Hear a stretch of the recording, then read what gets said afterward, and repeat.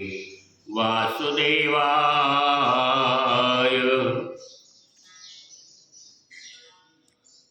सद्गुरु गंगागिरी महाराज, ब्रह्मलीन नारायणगिरीजी महाराज आणि ब्रह्मलीन दत्ताबुवा खानविलकर महाराज यांच्या कृपा आशीर्वादाने हरिहर केशव गोविंद मंदिर या ठिकाणी चाललेली ही नित्याची सेवा श्रावण मासानिमित्त सकाळची सेवा आपण या ठिकाणी भगवंताच्या चरणी अर्पण करत आहोत. सकाळी आपण 12वा अध्याय घेतलेला आहे, संध्याकाळच्या सेवेसाठी आपण 15वा अध्याय घेतलेला आहे आणि रोज एक श्लोक आणि त्या श्लोकावरती भगवंताने अर्जुनाला उपदेश केला. पण ते ज्ञान ज्ञानेश्वर माऊलींनी भगवंताने काय सांगितलं अर्जुनाला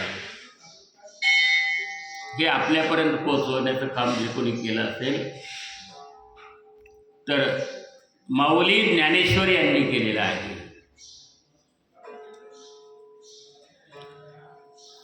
कारण भगवद्गीता संस्कृत आहे आणि संस्कृत ज्ञान सर्वसामान्यापर्यंत ते काही पोहोचलं नाही. माऊलींच्या आरतीमध्ये लोपल ज्ञान जगी हितनेन ती कोणी अवतार पांडुरंगा. ज्ञान आहे, ज्ञान कसं आहे, पण ते झाकलेलं आहे, लोपलेलं आहे, कमी म्हणजे लोकांच्यापर्यंत गेलं नाही. ते लोकांच्यापर्यंत पोहोचवण्याचं काम ज्ञानेश्वरी रूपाने माऊली ज्ञानेश्वरांनी अवतार पांडुरंगा असं म्हटलंय. पांडुरंगाचाच अवतार ज्ञानेश्वर माऊली आहेत आणि त्या रूपाने त्याने ते ज्ञान आपल्यापर्यंत पोहोचवण्याचं काम केलेलं आहे.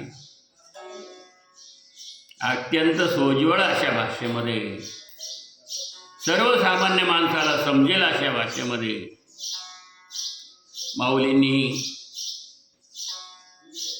ते अमृत, नाथ महाराजांनी त्याला अमृत म्हटले की ज्यांच्या मुखातून ते निघालं आणि सच्चिदानंद बाबाने ते जे अमृत आहे ते लिहिण्याचं काम केलं.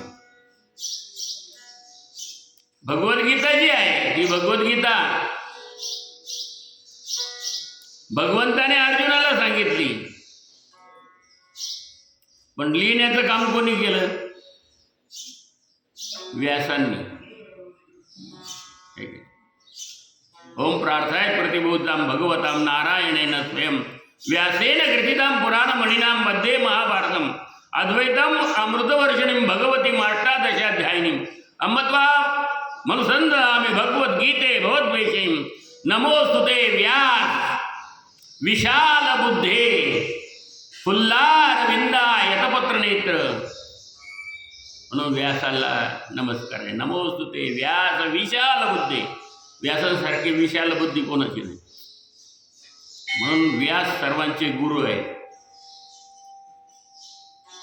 म्हणून व्यास पौर्णिमेला, गुरुपौर्णिमेला व्यासांची पूजा केली जाते.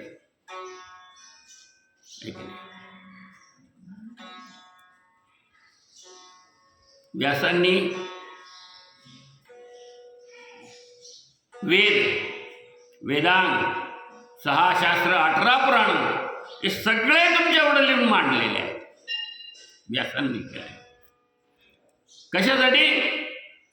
तर या जीवाच्या कल्याणासाठी, या जीवाच्या उद्धारासाठी. उद्धराया जन जड जीव असं म्हटलंय. तसा जीव जड नाही, देह जड आहे. पण त्याला जड जीवात म्हणजे जड जीवाला उद्धार करण्यासाठी जनाचा उद्धार करण्यासाठी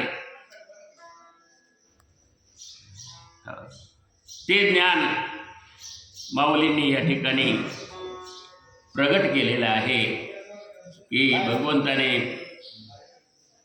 अर्जुनाला काय सांगितलंय, तेषामहं समुद्धर्ता, 7वा श्लोक आहे 12व्या अध्यायातला, तेषामहं समुद्धर्ता मृत्यू संसार सागरात भवामी न चिरात पार्थ मय्या वेशीत चित्ता. आता हा संसार सागर आहे. संसार हा काय आहे? सागर आहे. सकाळी उठल्यापासून आणा चालू होतो, हे नाही ते नाही ते नाही, ऐक नाही, हे आणा ते आणा. सकाळी उठल्याबरोबर काय लागतं? पहिलं तोंड धुतलं की चहा लागतो ना.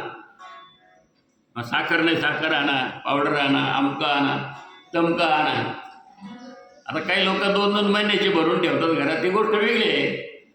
पण ज्याच्या घरात तेवढ्यापुरतं तेवढं आहे त्याला सांगावं लागतं की ते आणावं, आता संपलंय. काय तू आणाच लागत. हा, प्रत्येक गोष्ट आणा.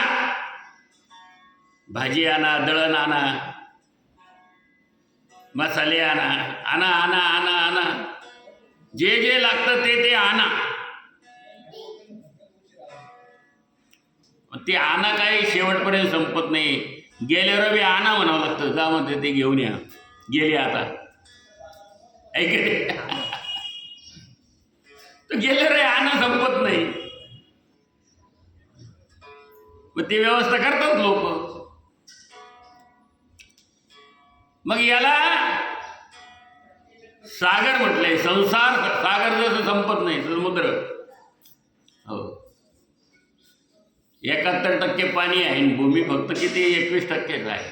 जमीन कमी आहे, पाणीचे सगळं पृथ्वीवरती. ते काही बर्फ रूपाने म्हणून बरं आहे, नाही तर ते सगळ्या जमिनीवर पाणीच पाणी झालं, जलप्रलय झाला.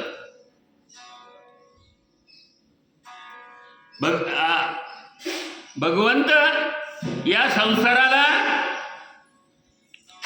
मृत्यू संसार सागर म्हटले. आणि मग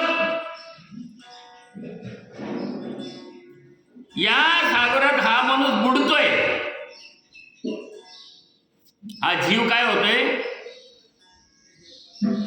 तुम्हाला असं वाटतं का आपण संसारात बुडलो होता? असं वाटतं का? संसारात बुडवलं असं कोणाला वाटेल? याला अति दुःख आहे. दुःख आहे. मग सुख कोणाला आहे? सुख कोणाला आहे? लय कंबर दुखत, लय पाठ दुखत, लय गुडघे दुखतात, सगळं असतं घरात. काय नाही, औषधं असतात, सगळं असतात, डॉक्टर जवळ असतात. डॉक्टरला सुद्धा होतं. जो डॉक्टर हार्ट अटॅक मधून एखाद्या माणसाला वाचवतो त्याला अटॅक येतो, आपण बघितलेलं आहे. ज्याला सगळी औषधं माहिती आहे, माणसाला कसं वाचवायचं ते माहिती आहे. डॉक्टर मानगेंचं उदाहरण घ्या ना, की हजारो लोकांना वाचवलं असेल, जीवनदान दिलं असेल त्या बिचाऱ्याने, किती पुण्याचं काम केलं. पण त्याच्या शरीरावर ज्यावेळेस बेतते त्यावेळेस दुःख कोणाला नाही. मग सुख कुठं आहे? म्हणून तुकाराम महाराज म्हणतात, सुख पाहता जवा पाढे आणि दुःख, हो दुःख पर्वता एवढे. सुख जर पाहायला गेलं तर उग एवढं एवढं जाऊ. आता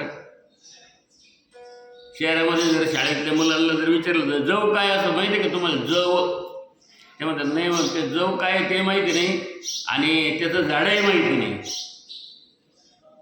आता खेड्यातल्या मुलांना सुद्धा नाही, ज्या भागात पिकतं त्या भागातल्या लोकांना माहिती आहे. आणि जव प्रत्येकाला माहिती आहे, माणसांना स्त्रियांना जास्त माहिती, कारण की हे सगळं काही स्वयंपाकाचं काम त्यांनाच करावं लागतं. आणि जवस हा शरीराला अत्यंत उपयोगी आहे.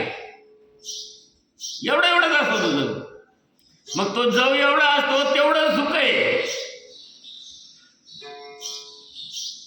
एका माणसाच्या मागं वाघ लागला, वाघ,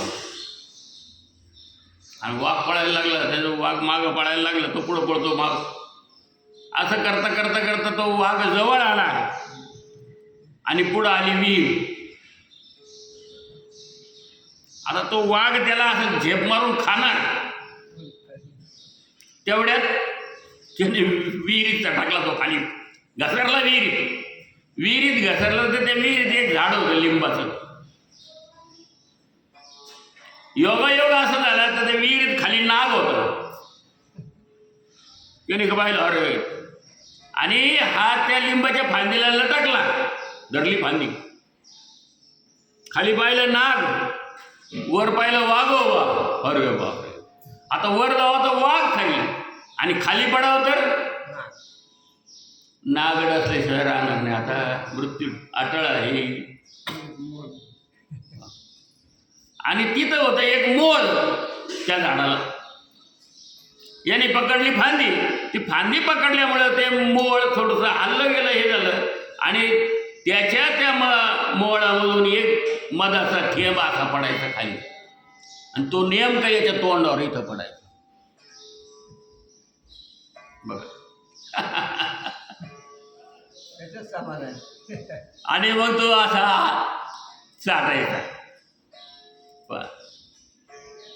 सुख किती आहे त्याच्यात. तो काय घोडे हो, अरे पण वर वाघ आहे, खाली नाग आहे. वर वाघोबा, खाली नागोबा, आणि तो मधाचा एक थेंब पडायचा. तसं संसारामध्ये हो, भीती सगळी कोण आहे की नाही. संसार असा आहे, दुःखमय आहे, दुःखमूळ आहे हा संसार. दुःखाचं मूळ आहे, सगळे दुःख आहे, तरी आपण त्याच्यात. हो, एक मनुष्य होता, आणि तो मनुष्य त्याला म्हणलं, अरे फारच दुःखमय संसार आहे, सोडून दे. सुटतं का हो संसार? नाही सुटत. तसं नाही सुटत, ज्ञानाशिवाय नाही. ज्ञान पाहिजे, ज्ञानाशिवाय काहीच नाही. म्हणून माऊलींनी हरिपाठामध्ये म्हणले, आसोनी संसारी जिव्हे वेगू करी, वेद शास्त्र उभारी बाह्य सदा. उद्योग करीत बसू नको, जेवढं मिळतं तेवढं खा. 2 घास खायला मिळतात ना. हो, सेवा कर, आहे का नाही. कष्ट करत राहा, पण अपेक्षा करू नको कुठल्याही गोष्टीची. आपली सेवा चालू ठेवायची. जीवनातली जे काही काम असेल, कष्ट असेल, ते करत राहा, परोपकार करत राहा. कारण की जीव परोपकारार्थम इदम शरीरम, शरीरच परोपकारासाठी आहे.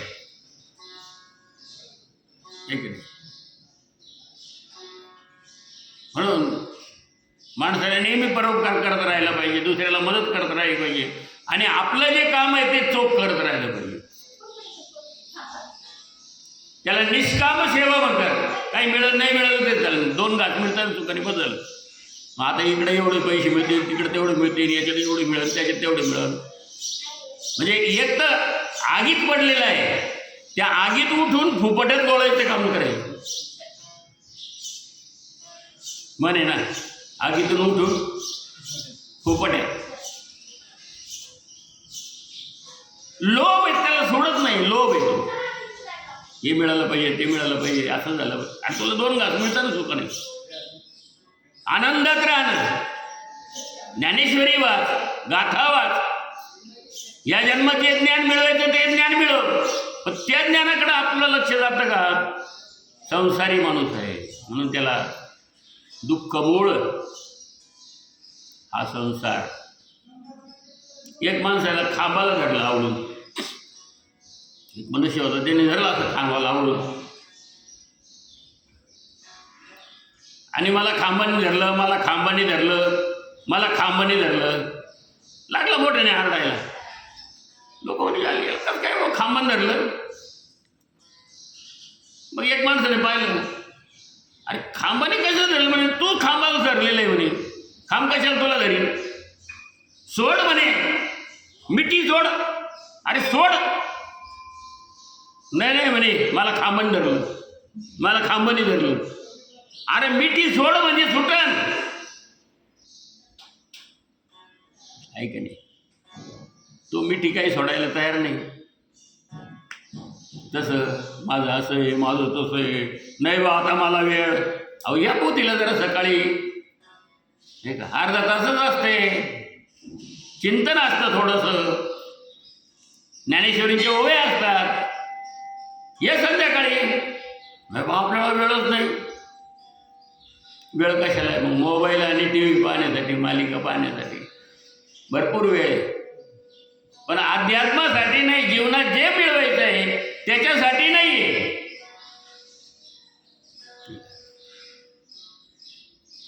इरती माईक दुःखाची जनिते, नाही आधी अंती अवसानू.